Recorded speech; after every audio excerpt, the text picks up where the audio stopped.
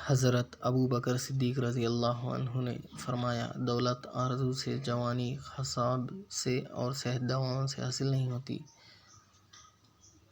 گھر میں باجماعت نماز کی صورت میں اذان کا حکم۔ اگر ہم نماز گھر میں جماعت کے ساتھ پڑھا رہے ہوں تو اذان دینا ضروری ہے، جبکہ کسی گھر میں نماز ہو رہی ہو وہاں اذان کی آواز آتی ہو۔ جواب: اگر محلے کی مسجد میں اذان ہوتی ہو اور گھر میں اس کی آواز آتی ہو تو گھر میں جماعت کرواتے وقت اذان و اقامت دینا ضروری نہیں، بلکہ محلے کی اذان کافی ہے۔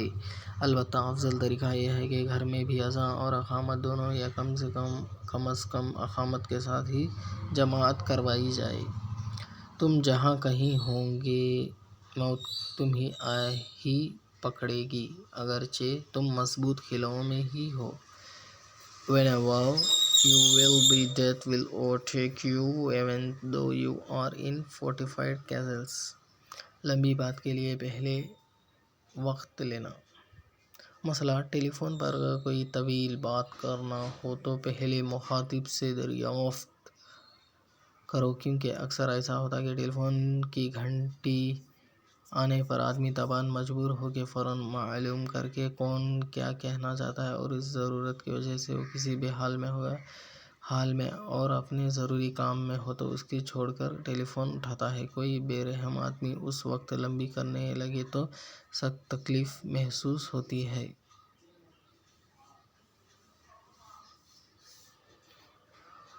رسول اللہ صلی اللہ علیہ وسلم نے ارشاد فرمایا، مسکین کو صدقہ دینے پر ایک صدقے کا ثواب ہے، جبکہ ضرورت مند رشتہ دار کو صدقہ دینے پر دگنا ثواب ملتا ہے۔ ایک صدقے کا ثواب، دوسرا صلہ رحمی۔ فون ریسیو نہ کرنا۔ مسئلہ: بعض لوگ ٹیلی فون کی گھنٹی بجتی رہتی ہے اور کوئی پرواہ نہیں کرتے، نہ پوچھتے کہ کون ہے، کیا کہنا چاہتا ہے۔ یہ اسلامی اخلاق کے خلاف اور بات کرنے والے کے حق تلفی ہے، جیسے حدیث میں آیا ہے، یعنی جو شخص آپ کی ملاقات کو آئے اس کا تم پر حق ہے کہ اس سے بات کرو اور بلا ضرورت ملاقات سے انکار نہ کرو۔ اسی طرح جو آدمی ٹیلی فون پر آپ سے بات کرنا چاہتا ہے اس کا حق ہے کہ آپ اس کا جواب دیں۔ دینِ مہر کے بدلے زیورات دینا۔ دینِ مہر کے بدلے اگر لڑکے والے زیور دیتے وقت ادائے مہر کی نیت کر لیں اور ان زیورات کا لڑکی کو پوری طرح مالک اور متصرف بنا دیں تو یہ مہر کی ادائیگی کی سب سے آسان شکل ہے۔ اس طرح بیوی کا مہر ادا ہو جائے گا۔ حرام: جس بات سے قطعی طور پر شریعت نے منع کر دیا اس کو محفوظ یا معصیت بھی کہتے ہیں۔ حلال: جس کا استعمال و ارتکاب باعث گناہ نہ ہو اسی کو مباح بھی کہتے ہیں۔ جائز: جس چیز کے کرنے پر فی نفسہ نہ ثواب ہو نہ گناہ۔ نامناسب وقت میں کال کرنا۔ مسئلہ: کسی شخص کو ایسے وقت ٹیلی فون پر مخاطب کرنا جو عادتاً عام طور پر اس کے سونے یا دوسری ضرورت میں یا نماز میں مشغول ہونے کا وقت ہو، بلا ضرورت شدیدہ یعنی سخت ضرورت جائز نہیں، کیونکہ اس میں بھی وہی اعذار ثانی یعنی تکلیف پہنچانا ہے جو کسی کے گھر میں بغیر اجازت داخل ہونے اور اس کی آزادی میں خلل ڈالنے سے ہوتی ہے۔ رسول اللہ صلی اللہ علیہ وسلم کا معمول: رسول مقبول صلی اللہ علیہ وسلم صبح کی نماز کی سنت اور مغرب کی نماز کی سنت کی اول رکعت میں قل یا ایھا الکافرون اور دوسری میں قل ھو اللہ احد ہمیشہ پڑھا کرتے تھے۔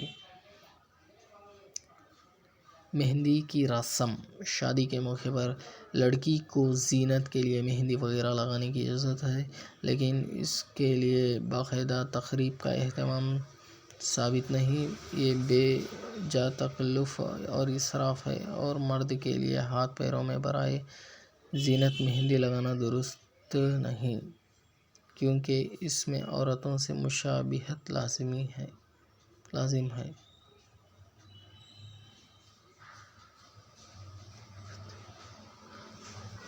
سجدہ زمین یا زمین سے متصل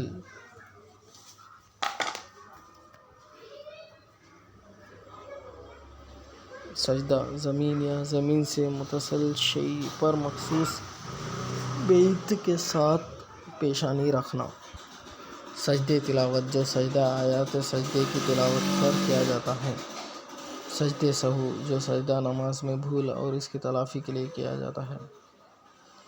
سجدہ شکر جو سجدہ کسی نعمت کے حاصل ہونے یا کسی مصیبت سے نجات پانے پر بطور شکر کیا جاتا ہے۔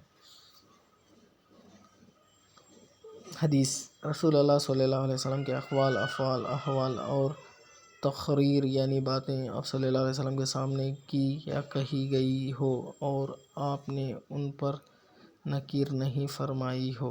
حدیث قدسی جس بات کی نسبت رسول اللہ صلی اللہ علیہ وسلم نے اللہ تعالیٰ کی طرف فرمائی ہو۔ لا تجسسوا کسی کی ٹوہ میں نہ لگو۔ Do not be curious. That means be find out faults of others. اقوال حضرت عمر فاروق رضی اللہ عنہ شبہ کے ساتھ کمانا مانگنے سے بہتر ہے۔ خبل اس کے بزرگ بنو، علم حاصل کرو۔ اسراف اس کا بھی نام ہے جس چیز کا انسان کی طبیعت چاہے کھائے۔ جو شخص اپنا راز پوشیدہ رکھتا ہے وہ گویا اپنی سلامتی کے اپنے قبضے میں رکھتا ہے۔ جو آدمی اپنے کو عالم کہے وہ جاہل ہے۔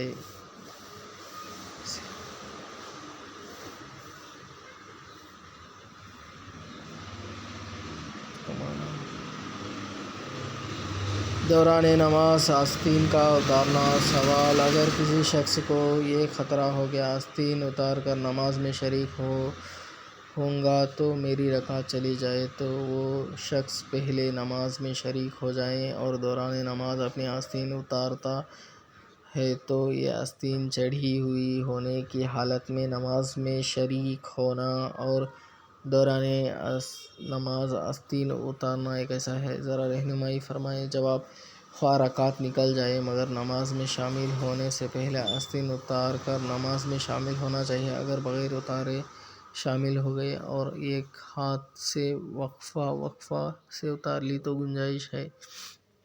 اگر دونوں ہاتھوں سے اتار لیں یا اس سے ایسے انداز سے اتار لیں کہ دیکھنے والا یہ سمجھے کہ یہ شخص نماز نہیں پڑھ رہا ہے تو نماز فاسد ہو جائے گی۔ رسول اللہ صلی اللہ علیہ وسلم کے نزدیک سب سے ناپسندیدہ خصلت۔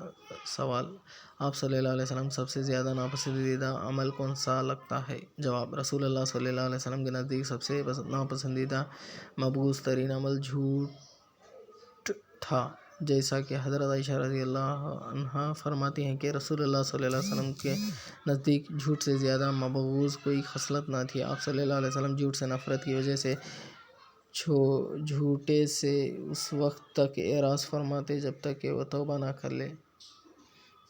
استخارہ کے معنی خیر و بھلائی کو طلب کرنے کے لیے۔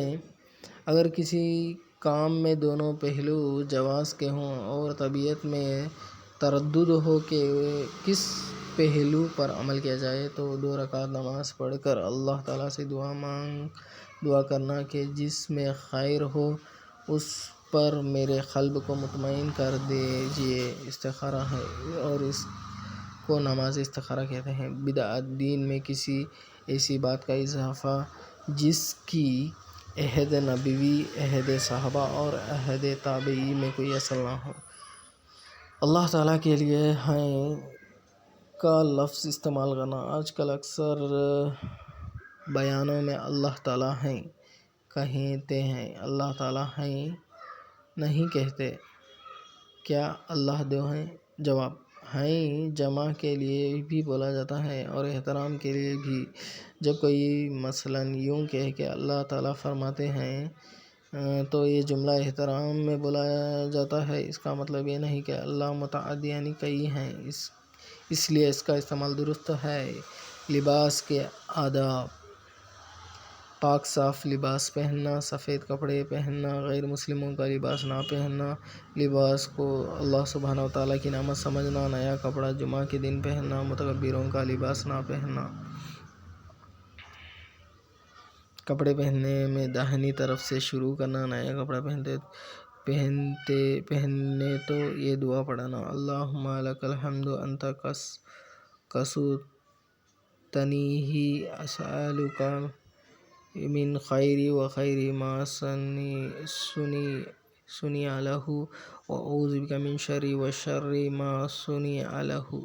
عام کپڑے پہنتے وقت یہ دعا پڑھنا، الحمد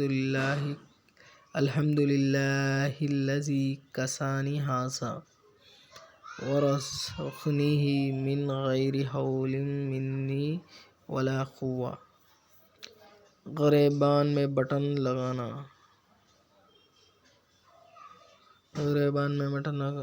نوٹ: آپ صلی اللہ علیہ وسلم سے گریبان کا کھلا چھوڑ دینا بھی ثابت ہے۔ لنگی کا اگلا حصہ پچھلے حصے سے قدر نیچے رکھنا۔ کپڑے اتارنے میں بائیں طرف سے ابتدا کرنا۔